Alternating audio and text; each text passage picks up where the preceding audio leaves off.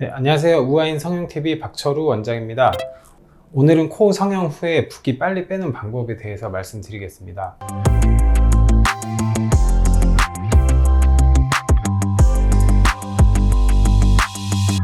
첫 번째로 가장 중요한 것이 냉찜질인데요.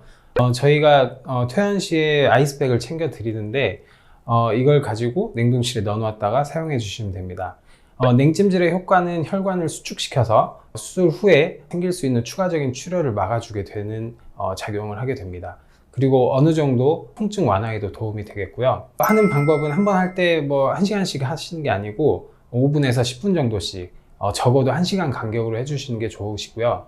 혹시나 이제 얼굴에서 열감 같은 게 좀 많이 느껴지신다 하면은 조금 더 자주 해주시는 것이 좋겠습니다. 이런 냉찜질은 보통 3일 정도까지 하시고요.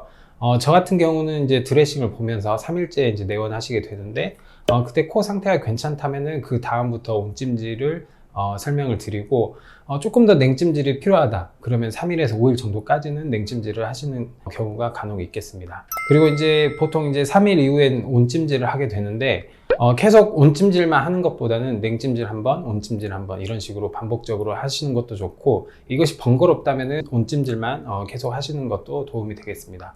3일 이후에 하는 온찜질은 멍이나 붓기 완화에 도움이 되고요. 온찜질이 도움이 되는 원리는 이제 혈관이나 림프계를 확장시켜서 붓기를 빨리 배출시켜주는 그런 역할을 하게 되겠습니다. 그 다음으로 이제 산책을 많이 해주시는 게 좋은데요. 저는 환자분들에게 산책을 항상 많이 하는 것을 권유드리고, 제가 붓기 빼는데 가장 중요하게 생각하는 부분이 산책이라고 할 수 있겠습니다. 가볍게 걷는 정도의 산책은 전신의 신진대사를 활발하게 해서 림프 순환과 혈액 순환을 활발하게 하기 때문에 붓기 빼는데 가장 도움이 된다고 할 수 있겠습니다.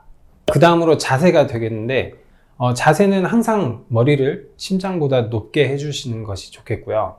그렇다고 해서 밤에 주무실 때 앉아서 주무시거나 막 그러시는 분들이 있는데, 뭐 그렇게 앉아서 편하게 주무실 수 있다면야 상관없지만 아무래도 허리에 무리가 가게 되고 뭐 고개도 막 젖혀질 수도 있고 뭐 이렇게 주무시는 분들도 있을 거고 하기 때문에 잠잘 때는 편하게 누워서 휴식을 잘 취해 주시는 것이 아무래도 회복에 도움이 더 된다고 생각을 하고요. 다만 이제 잠을 막 뭐 10시간, 12시간씩 이렇게 오래 잔다거나 하면은 뭐 그 사이에 냉찜질 같은 거나 아니면 산책을 할 수 없기 때문에 그렇게 너무 오래 주무시는 것은 별로 도움이 되지 않다고 생각을 합니다.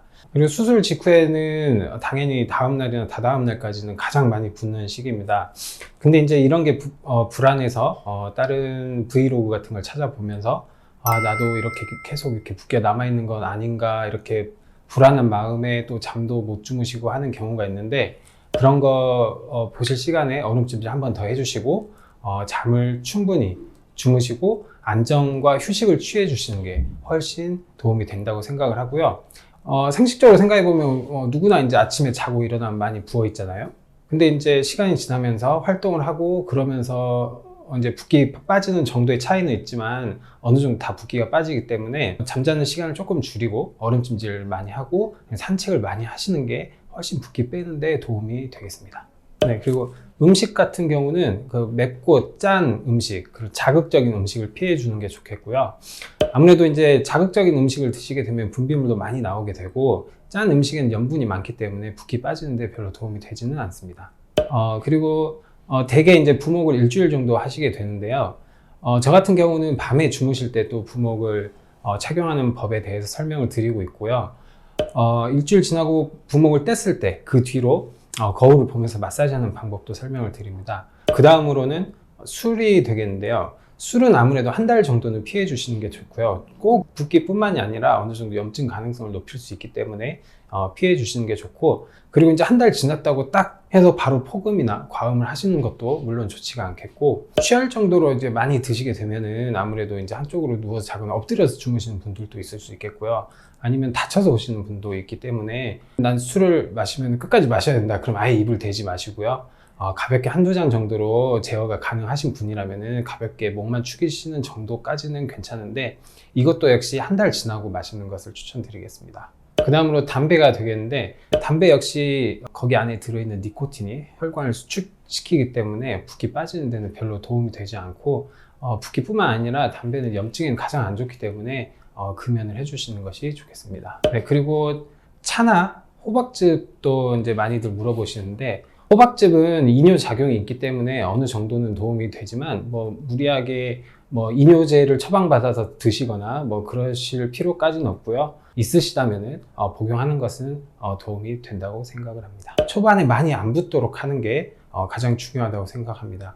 아무래도 초반에 많이 붓게 되면 잠붓기까지 빼는 데까지 시간이 너무 오래 걸리기 때문에 초반에 많이 붓지 않도록 3일 이내에 냉찜질과 산책을 많이 해주시는 게 가장 중요하다고 생각을 합니다. 네, 이상으로 코 성형 후에 붓기를 빨리 빼는 방법에 대해서 설명을 드렸습니다. 다음에 더 유익한 내용으로 찾아뵙겠습니다. 감사합니다.